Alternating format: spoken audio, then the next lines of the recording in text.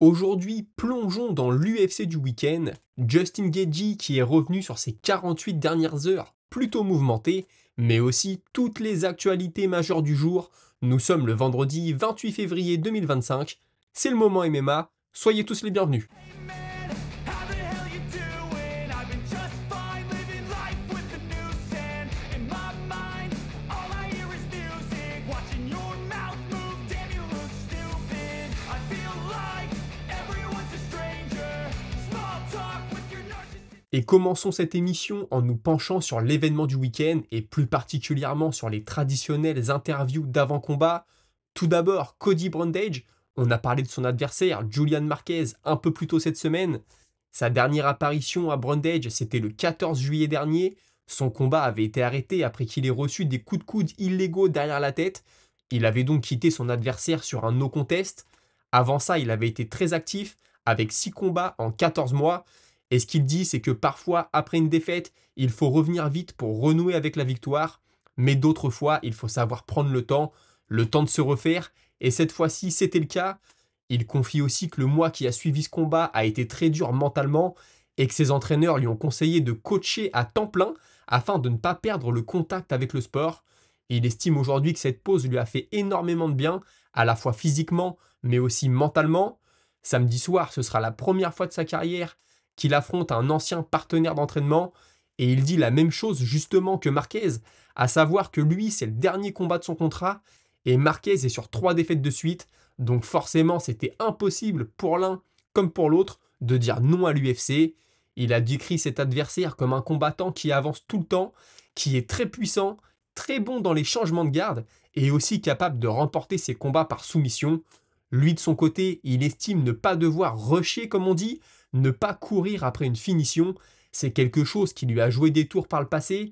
Il l'explique par le fait qu'il a tellement peur de perdre que même quand il domine, il prend des risques pour terminer le plus vite possible. Et malheureusement, en prenant des risques, on s'expose et ça peut parfois très mal finir. Il a aussi revu sa façon d'aborder les combats. Il explique que pendant longtemps, il a été obsédé par le fait de gagner et puis que finalement, en cas de victoire, à peine 1 heure plus tard, il se mettait déjà la pression parce qu'il voulait de nouveau gagner, mais cette fois contre un adversaire encore plus fort. Il pense maintenant qu'il faut surtout profiter de son amour pour le sport, de son amour pour le combat avant tout. Sur cette carte, on retrouve aussi Nasrat Akparast, fort aujourd'hui d'une expérience de 8 ans au sein de l'organisation et qui, après avoir croisé le fer avec quelques gros noms, estime entrer aujourd'hui dans son prime. Il aurait aimé bien sûr un adversaire du top 15, ce sera finalement Esteban Ribovic, non classé, mais qu'il voit comme un gros potentiel et futur membre du top 15. Il explique aussi que les deux étant de la même génération et que leur style de combat pouvant donner du bien beau spectacle, c'est finalement un moindre mal. C'est un adversaire bien sûr qu'il ne prend pas à la légère, très bon debout, mais lui est prêt et s'il reste concentré et suit la stratégie mise en place avec ses entraîneurs, la victoire ne devrait pas lui échapper. On en parlait un peu plus tôt, Nasrat il est arrivé à l'UFC à 22 ans et il ne regrette pas que ça se soit fait aussi tôt dans sa carrière. Ça lui a permis d'accumuler énormément d'expérience et d'après lui d'ailleurs, dans la carrière d'un combattant, tout est une question de résilience. Lui, ça n'est pas un adepte du trash talk, il veut rester lui-même, il ne cherche pas un buzz éphémère sur 2 ou 3 ans, c'est ce qu'il explique, mais plutôt à s'inscrire sur la durée. Et puis pour la suite de l'année, il aimerait être actif et terminer dans le top 15, voire le top 10. Direction le main event maintenant avec Assou Almabayev, qui est extrêmement reconnaissant de l'opportunité qui lui est donnée de combattre face à Manel Kape. D'ailleurs, il nous apprend que lorsqu'il a su que Royval était blessé et ne combattrait pas, il a tout de suite contacté son agent pour être mis sur le coup et il nous promet un combat très spectaculaire et pas une partie d'échecs. Il aimerait tout de suite après avoir sa chance à la ceinture, mais comme il le dit, c'est l'UFC qui décidera. Cependant, il pense que c'est possible. Le champion n'affrontant pas toujours le contender numéro 1, ça peut parfois être des gars qui sont classés un peu plus loin. On l'a même vu dernièrement affronter un nouveau venu à l'UFC. Lui étant invaincu au sein de l'organisation, il pense que c'est quelque chose de tout à fait réalisable. On lui a forcément demandé s'il n'y avait pas une pression supplémentaire à être le combat principal. Bien sûr, il y en a une, mais c'est quelque chose qu'il aime, et puis même si c'est la première fois qu'il tient le haut de l'affiche au sein de l'organisation, ça n'est pas nouveau pour lui, puisqu'il a déjà connu ça avant de signer avec la Big League. Manel Capé, c'est le troisième adversaire contre lequel il est prévu pour samedi soir. Il y a eu énormément de changements sur la carte, ça ne lui pose aucun problème, il savait que ça pouvait arriver, et il est prêt à accepter ce genre de choses. D'ailleurs, il assure ne pas avoir vraiment suivi la carrière de son adversaire, et il pensait même que son dernier combat, c'était celui face à Mokaev, alors que je vous le rappelle, hein, il a recombattu depuis. Son adversaire, justement, Manel Capé, est très heureux d'être le main event de la soirée, il aime avoir la lumière des projecteurs, et il est assez convaincu qu'en enchaînant les victoires, c'est quelque chose qui va se répéter. D'ailleurs, il est même convaincu d'avoir sa chance pour le titre ensuite. Ce qu'il explique, c'est que oui, il a connu beaucoup d'annulations dans sa carrière à l'UFC, mais ça n'était jamais de son fait, ce sont toujours ses adversaires qui se sont retirés du combat, et lui a toujours accepté tout le monde, peu importe le classement, et même quand on lui a demandé, il a affronté des nouveaux venus au sein de l'organisation. Forcément, il a adapté sa stratégie à Almabayev. Contre Rollval, il pensait plutôt travailler au corps. Almabayev étant plus petit, ce seront plutôt les coups à la tête qui seront privilégiés. Il pense aussi que le cardio du Kazakh n'est pas son point fort, que tenir 5 reprises va être très dur pour lui. Ajoutez à ça le fait que ce soit la petite cage, il va pouvoir lui faire subir une grosse pression. Il estime aussi être meilleur au fur et à mesure des rounds et nous renvoie à son combat contre Pantoja, un combat qu'il a perdu certes, mais duquel il pense avoir remporté la dernière reprise. Samedi soir, il compte donc être patient afin de faire vivre, pour le citer, une longue soirée à son adversaire. Maintenant, il le dit aussi, s'il commet une erreur dans les premières reprises, je la lui ferai payer très cher. Sortons un peu de cette UFC pour y revenir plus tard. Austin Vanderford a fait ses débuts UFC le week-end dernier à Seattle, en short notice. Une semaine avant l'événement, le samedi, on le contacte pour lui dire qu'il y a une place pour lui sur cet événement, mais il faut absolument qu'il fasse le poids en welter, à 77 kg donc. Il répond que c'est bon pour lui, et le mardi matin, les choses sont officialisées. Par contre, ce sera un catchweight à 79 kg. Je rappelle que lui a été prétendant à la ceinture du Bellator en 2022 face à Gerard Moussassi, mais c'était en poids moyen, c'était sa catégorie de l'époque, 84 kg donc, et il ne combat en welter que depuis sa dernière apparition en octobre dernier au LFA. Cette proposition, on pourrait croire qu'elle est tombée de nulle part, mais en réalité, il savait que depuis sa dernière victoire, l'UFC avait un œil sur lui et qu'il y avait énormément de chances que son premier combat au sein de l'organisation se fasse dans ces circonstances. Il assure qu'il ne se connaissait pas du tout son adversaire, il l'a quand même étudié un peu en dernière minute et a mis en place avec son équipe une stratégie, mais forcément étant très occupé par la perte de poids, il n'a bien sûr pas pu s'y consacrer à 100%. Il a aussi confié que les 2 dernières années ont été assez dures pour lui. Je rappelle qu'il quitte le PFL sur 2 défaites, en plus avec une blessure. Il arrive au LFA ensuite et tente de relancer sa carrière en combattant chez les poids welter. Alors quand il signe au LFA, il savait bien dans un coin de sa tête que c'était le chemin le plus simple, ou en tout cas un des plus simples, pour arriver à l'UFC. Et puis il a profité de ces quelques années où il a été très peu actif pour se préparer mentalement au jour où il recevrait l'appel de la Big League. On lui a aussi demandé justement s'il y avait une pression particulière à combattre à l'UFC. Je rappelle que lui, il est marié avec Paige Van Zandt, une ancienne combattante de l'organisation. Ce n'est donc pas totalement l'inconnu pour lui, il l'a souvent accompagné lors de ses combats. Il répond qu'en effet, il y a de la pression, mais il y avait surtout de l'excitation et c'est quelque chose qui l'a énormément motivé. Et puis vous vous souvenez, à la fin du combat, son adversaire est venu vers lui et l'a poussé.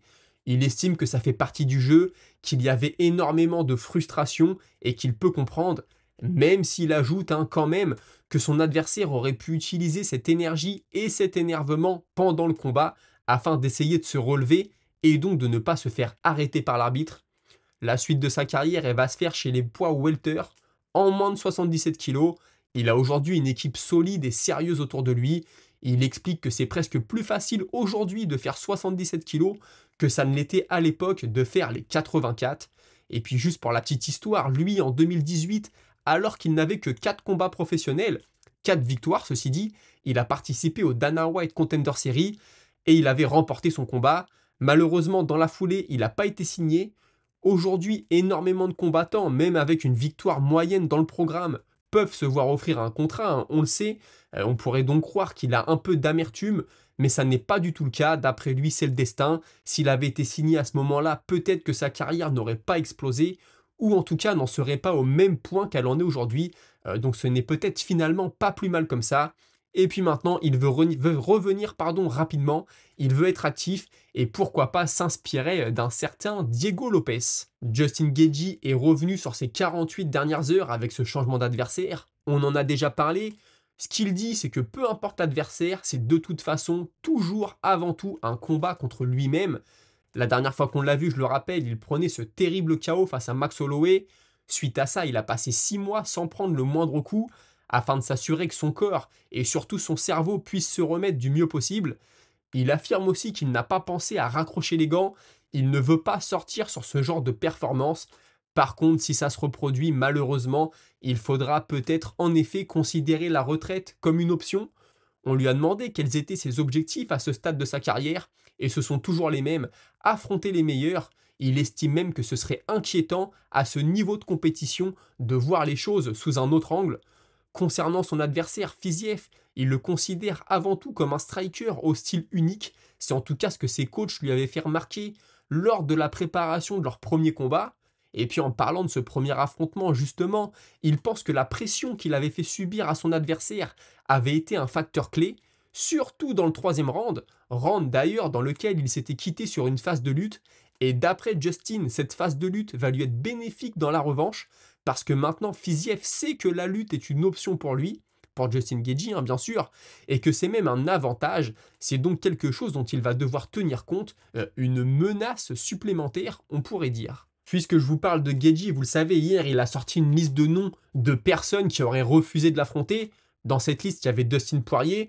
Dustin Poirier a réagi, il explique qu'en effet l'UFC ne l'a pas contacté, mais c'est lui qui a contacté l'UFC quand il a eu vent de la situation. Et que tu peux, il dit à Justin Gaethje, tu peux même demander aux matchmakers, ils te diront que c'est vrai. Gaethje lui répond non, moi j'étais juste en train de donner un résumé de toutes les informations que j'ai reçues dans les 48 dernières heures. Je ne dis pas que l'un ou l'autre avait peur de m'affronter, j'explique juste la situation. Apparemment l'UFC avait d'autres plans pour toi, et puis pour les autres il y avait des raisons diverses. Dustin Poirier lui répond ok, c'est tout bon, je suis content que tu aies un adversaire et j'ai hâte de voir ton combat. D'ailleurs, Dustin Poirier, vous le savez, hein, c'est pas le plus grand ami de Conor McGregor. Il a même déclaré qu'il aimait le critiquer, qu'il aimait mal parler de lui, mais que par contre, s'il y avait bien un combattant qui pouvait revenir de très loin et qui pouvait de nouveau briller à l'UFC, c'est bien Conor McGregor, parce que c'est quelqu'un de très spécial. Une mauvaise nouvelle maintenant pour le MMA français, il semble maintenant officiel que Taylor Lapillus ne soit plus un combattant de l'UFC. C'est la deuxième fois qu'il se fait dégager entre guillemets de l'organisation, alors qu'il est au total sur 6 victoires pour 2 défaites. C'est un palmarès qui n'est pas mauvais. Je sais que Taylor Lapillus, bon, en France il est populaire, surtout qu'il commente sur RMC Sport, donc ça aide bien sûr dans la cage. Je le trouve plutôt agréable à regarder combattre.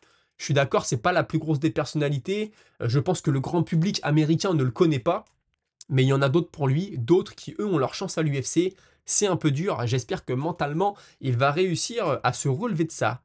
Hier, je vous parlais de la possible confrontation entre Mario Bautista et Marlon Vera le 3 mai prochain. C'est officialisé, les deux vont croiser le fer dans la ville de Des Moines.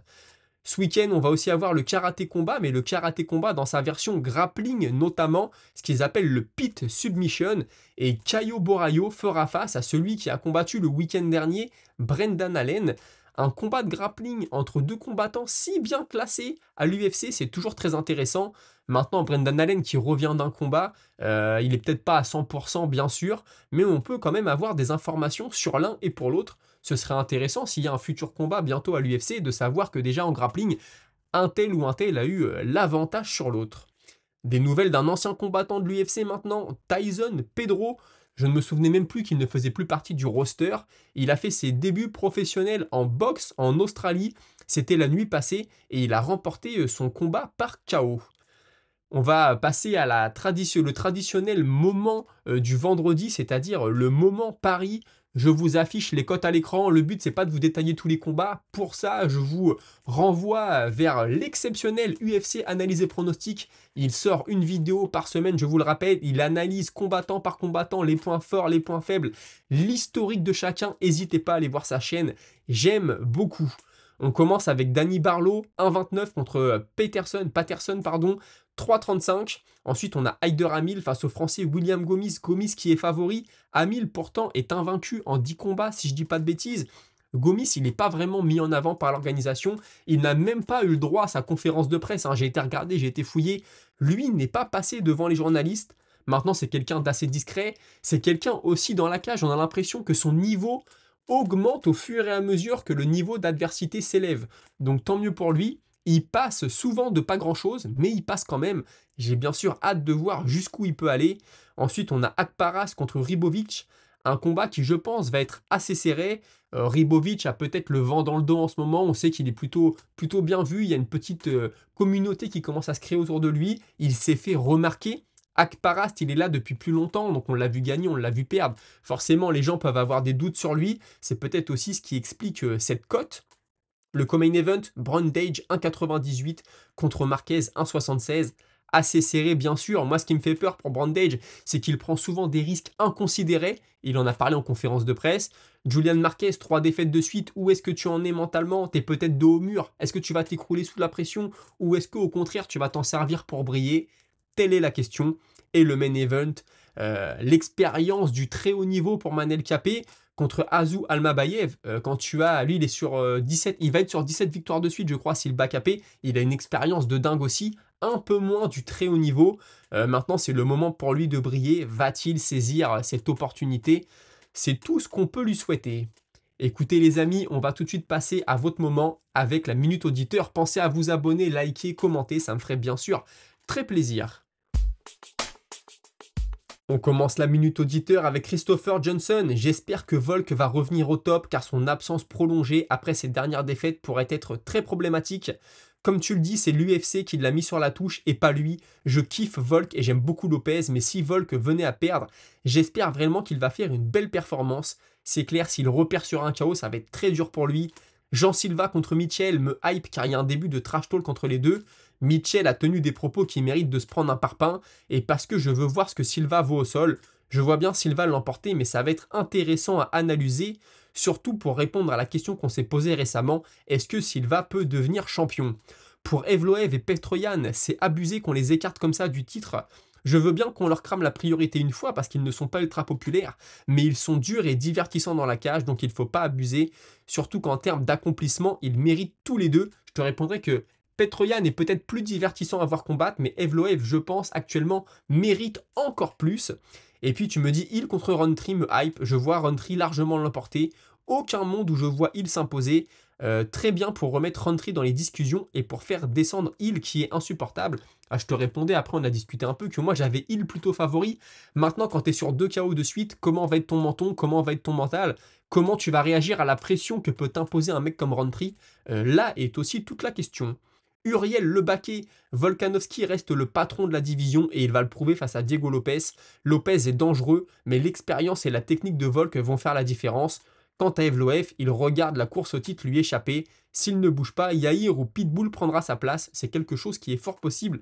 Je ne sais pas si ce serait une bonne idée pour lui d'attendre, à moins que l'UFC lui dise écoute, Volkanovski, s'il remporte la ceinture, il veut être très actif et revenir cet été. Attends jusqu'à cet été et on te fait combattre.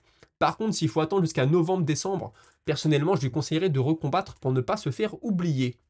Et puis tu me dis que ton souhait est finalement exaucé. On a la revanche entre Gedji et Fiziev, comme quoi certaines prières sont entendues, contrairement à celles d'Evloev.